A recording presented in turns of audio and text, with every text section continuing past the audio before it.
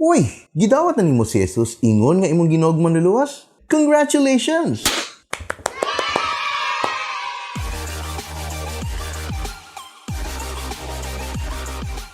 So karon nga gidawat na nimo si Jesus, tingali nagwonder ka, what's next?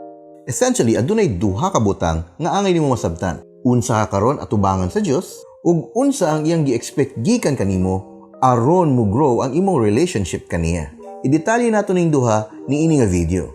And as a bonus, i-share sab nako asa ka angay magsugod og basa sa imong Biblia ingon nga bag-ong Kristohanon.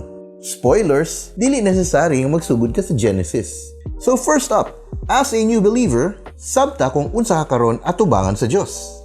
Katong panahon nga wala pa nato gidawat si Jesus, kitang tanan by default makasasala og padulong gayud sa kalaglagan. Pero karon nga gidawat nimo si Kristo, you have been transferred from death to life. Ang destinasyon nimo ingon nga magtutuo og sumusunod kang Kristo, mao na gyud ang kinabuhing walay katapusan. Nganong naingon ana man? Tungod kay adtong panahon nga gilansang si Kristo sa krus, giangko niya ang tanan natong sala ug iyang gibayaran ng silot niini pinaagi sa iyang kaugalingong pag-antos ug kamatayon. Hinumdumi na ang bayad sa sala mao ang kamatayon. Also, niingon pod sa Biblia, namatay siya kausalang gayud ug ang iyang kamatayon mao ang nagwagtang sa sala sa tanan. Kung kintahay librehon ta kag biskwit sa tindahan, unya gibayaran na nako kompleto ang tindera. Naa pa ba'y katungod ang tindera nga manukot kanimo? Tungod kay gibayaran na ni Kristo ang tanan nimong sala dito sa krus, wala na kay bayaran pa. Busa gideklara sa Dios nga dili na ka guilty. Diha kang Kristo, you are justified. And yes, that also means nagipasaylo na ang tanan nimong mga sala. You are forgiven. Lisod tuuhan, no? Apan mao nang kamatuoran sa diyang gidawat nimo si Jesus. Ingon ang Biblia, ang tanang mutuo kang Jesus, pasayloon sa ilang mga sala, pinaagi sa iyang ngalan. Ingon sab si Apostol Pablo, nga gilukat kita pinaagi sa dugo ni Kristo, nga sa ato pa, gipasaylo na ang atong mga sala. Pinaagi kang Kristo, kita nga sa una layo kaayo sa Dios, karon gilukat ug gireconcile balik kaniya. In fact, sa panahon nga gidawat nato si Jesus, nahimo na gyud tang mga anak sa Dios ug naanay tinud-anay nga relasyon sa atong langitno nga amahan. And don't forget na atong kaluwasan dili ni gikan sa atong kaugalingong paningkamot. Tungod ra jud ni sa gugma ug grasya sa Dios kanato. Gitubos, gi-justify, gipasaylo ug gi-reconcile. Kana siya ang imong estado karon atubangan sa Dios, pinaagi kang Kristo Jesus. Kumpleto ang maong kaluwasan. Busa, matawag na nimo imong kaugalingon nga luwas na or saved.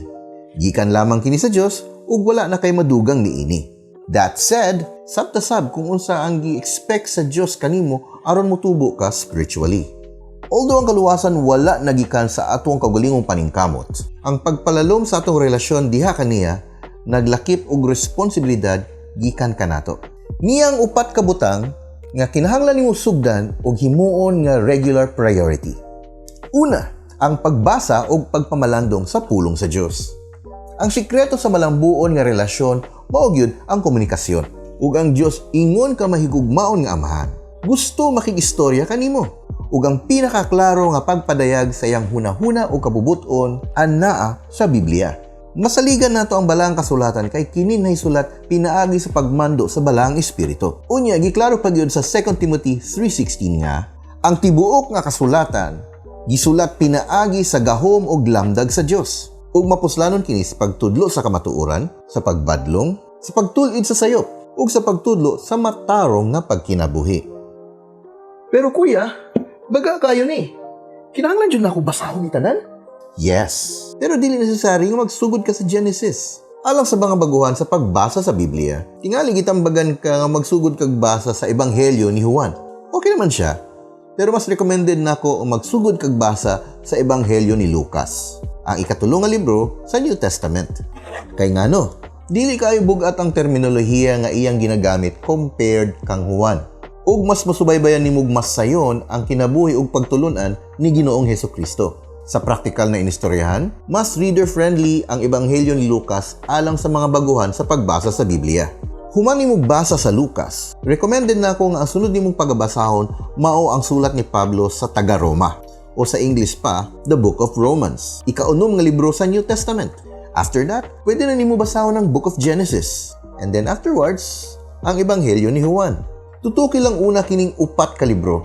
Unya pag human, feel free to follow Bible reading guides. Preferably ka nang iagi jud ka sa kinatibuk-an sa Biblia. Siguro isab, nga mogamit kag translation o lingwahe sa Bible nga mas komportable ka mo basa.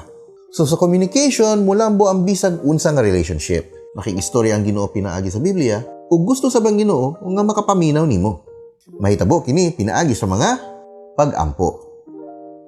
Kung parehas ka sa kadaghanan, most likely nag-aalanganin ka pag-abot sa mga pag-ampo. Tingali wala ka kabaloon sa imong istorya or gibati nimo nga dili ka takos muduol diha sa Ginoo. Pero ang pulong sa Dios nagaingon nga uban sa pagsalig, manuol kita diha sa trono sa Dios nga puno sa grasya. Aron madawat nato ang kaluoy ug tabang sa panahon sa atong pagpanginahanglan. Sa tinuod, wala man dyoy takos muduol sa Dios. Apan tungod sa gibuhat ni Jesus dito sa krus, makaduol na ta kaniya ug makasiguro nga paminawon ug pagadawaton ta niya. Also, wala nangita ang Dios sa mga nindot paminawon nga inampuan. Ang kinahanglan na jud, usa ka mainubsanon ug matinud-anon nga kasing-kasing. So, unsaon pag-ampo? Well, kinahanglan jud ka mugahin og panahon sa pag-ampo matag adlaw. Ang kasagarang maayong oras alang niini mao ang sayong kabuntagon.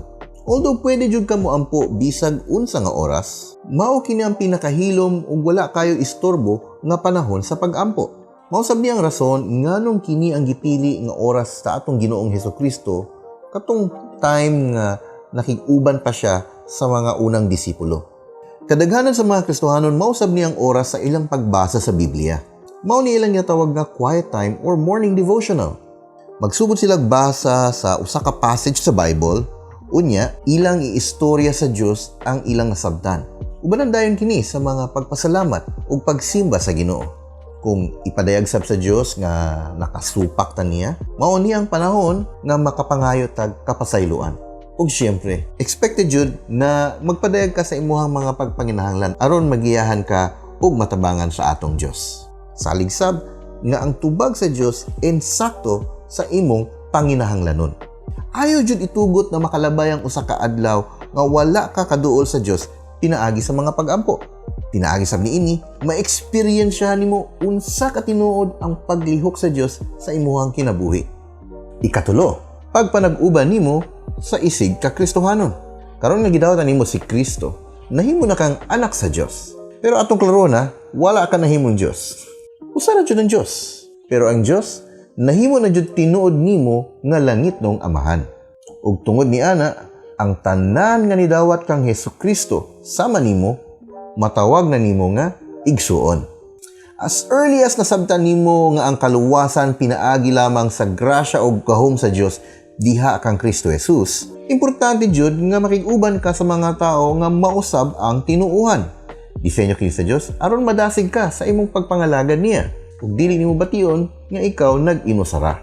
Timan ilang kini nga mga guidelines before ka moapil sa usa ka grupo sa mga Kristohanon. Nagatuo ba sila nga ang Biblia pulong sa Dios ug labawng basihan sa pagtuo ug pagtulon-an? Nagatuo ba sila nga si Jesus namatay sa krus ingon nga bayad sa itong mga sala? Unya human siya gilubong sa ikatulong nga adlaw siya nabanhaw ug gibuntog ang kamatayon? Nagatuo ba sila nga ang kaluwasan tungod sa grasya sa Dios pinaagi lamang sa pagtuo kang Kristo Jesus nga mao ang Mesiyas ug Dios nga nagpakatao? Nagatuo ba sila nga ang Dios usara apan adunay tulo ka persona, ang Amahan, Anak ug Espiritu Santo? Ug nagatuo ba sila nga usa ka adlaw sa unahan mobalik si Jesus aron hukman ang kalibutan ug aron dalhon sa kinabuhing walay katapusan ang tanan nga nidawat kaniya? Kining 5 ka guidelines non-negotiable ug dili pwede nga makulang o mawala bisag usa. And finally, kinahanglan kang mahimong tinun-an ni Kristo. So wala pa ni kayab si Kristo sa langit, gisugo niya ang tanan nga nagatuo kaniya nga panglakaw kamo ug himuang nga akong mga tinun-an ang tanang katawhan sa tibuok kalibutan. Labaw pa sa pag-adtog simbahan ug pag-participate sa mga buluhaton niini, ang pinaka-emphasis sa atong Ginoo nga ang matag Kristohanon mahimo gayud nga mga tinun-an. In English, becoming a disciple. Ingon nga bagong sumusunod kang Kristo, importante nga magiyahan ka unsaon ang pagkinabuhing Kristohanon. Busa, subdig pangayo sa Ginoo nga makakaplag kag mature nga Christian nga mooy mutudlo ug mugiya kanimo. Ang tawag nato ana nga person is a discipler. Kasagaran, makakaplag kag posible nga discipler sulod sa mga fellowship sa Kristohanon nga akong na-mention ganiha. Pwede sab nga mangayo kag tambag sa pastor ana nga fellowship aron naa siya ma-recommend nimo. I-expect na makigmeet ang discipler kanimo regularly. Maybe at least twice a week. Walay strikto na programa pagdating sa discipleship. Pero maka-expect ka nga magtuon mo sa Biblia together. Mao mo sa siya nimo ug mag-inampuay mo sa usag-usa. Posible sab nga iuban kaniya sa iyang mga lakaw sa panghinaot nga makadasig siya nimo. Dili katingalahan kung ang maong spiritual ate or kuya mahimo sab nimong best friend sa unahan. Now here are some basic guidelines when it comes to discipleship. Ang discipler dapat mas mature kanimo, both sa edad ug sa espirituhanong kahantong. Dapat sab nga parehas mog kasarian. Kung lalaki ka, lalaki sab siya. Kung babae ka, babae sab siya. Dapat willing ka nga iyang ma-follow up. Kanang makapangutana siya regarding sa imong personal nga kinabuhi, especially kung related sa imong espirituhanong paglakaw. Mao kini ang mga essential nga kinahanglan dayon nimong sugdan ug i-consistent aron mulambo ug imong ma-enjoy ang imong paglakaw uban ni Kristo. Alang sa ubang aspeto sa pagpangalagad sa Dios, maisgutan nato sila sa sunod na mga video. Sa pagkakaron, ang pagbasa sa Biblia, pag-ampo, pakig-fellowship sa isig nimo nga Kristohanon, ug discipleship ang pinaka-basic nimo nga priority. Ang nakanindot pa jud ani kay ubanan ug tabangan ka sa balaang espiritu aron mahimong malampuson ang imong pagpangalagad diha kang Kristo. There you have it. Kabalo na ka unsay sunod nimong buhaton karon nga gidawatan nimo si Kristo Jesus. Kung aduna kay mga pangutana, komento o suggestion sa sunod mga topics, palihog na lang butang sa comment section diha sa ubos. Hinaot na nakatabang kini nga video sa imo.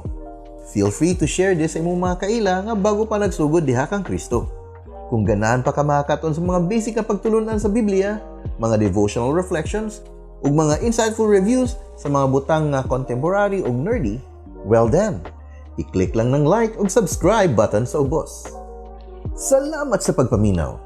Once again, ako si Kuya Ron, ang inyong ka-rendezvous.